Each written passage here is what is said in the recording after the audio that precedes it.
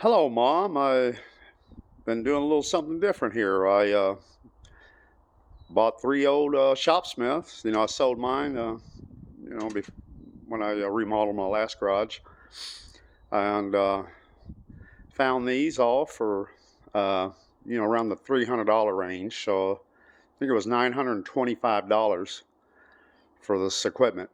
Um, but anyway, this is your standard. I didn't do much of this one. I did put new casters on it, which are really nice. The other ones were small plastic ones, hard plastic, and they, just were bad. And got some nice, rubberized ones on there, a lot bigger. Uh, anyway, this is the newest one, and it's got that new large table, saw table here.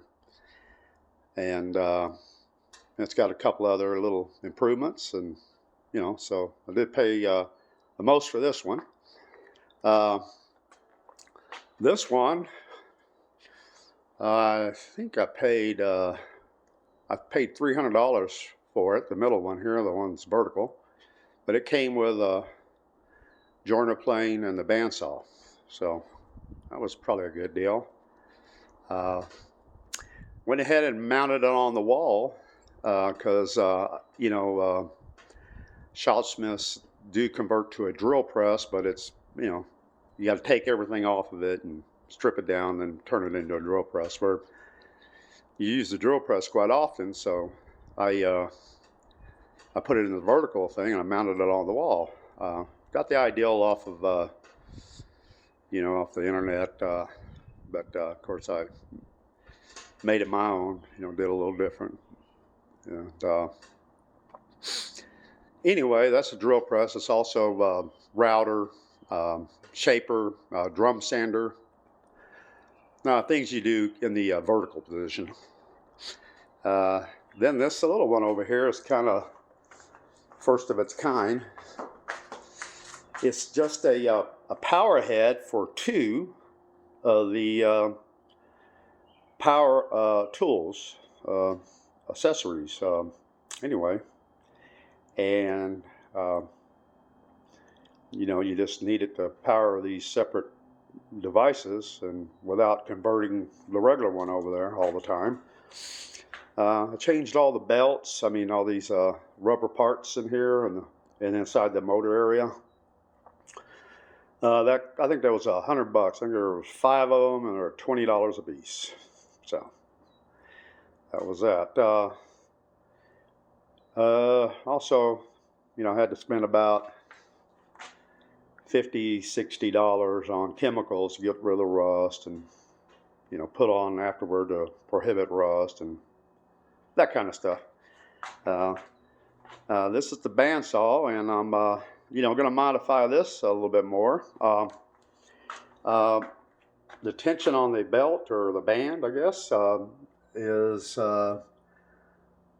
controlled right back here by that screw more on the bottom of that little device, and then the little red thing is a bendable metal, and that'll tell you what tension you have, and those little marks there on that arm will dial you right in.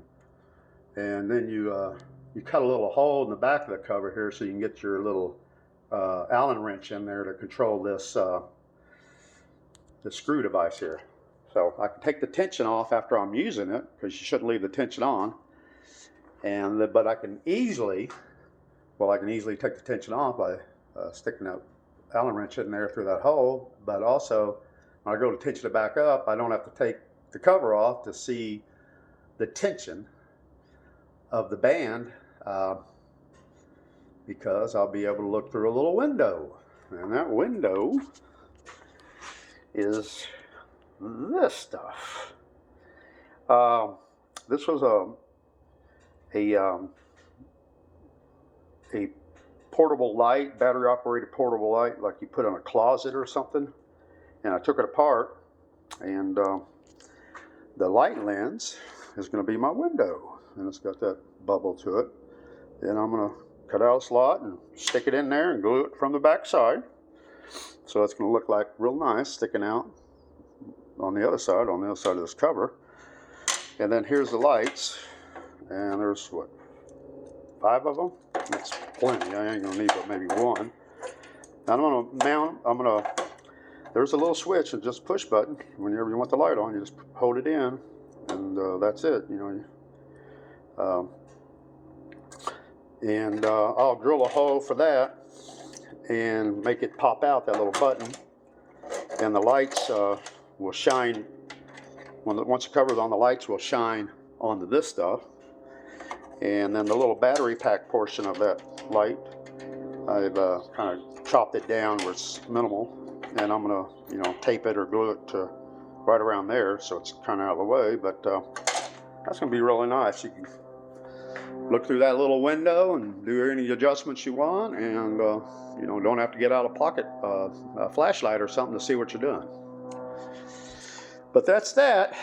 The old Shopsmith come back to life.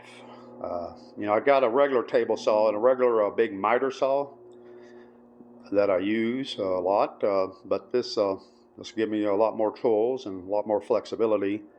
I'm going to try to build a wood shop in the back.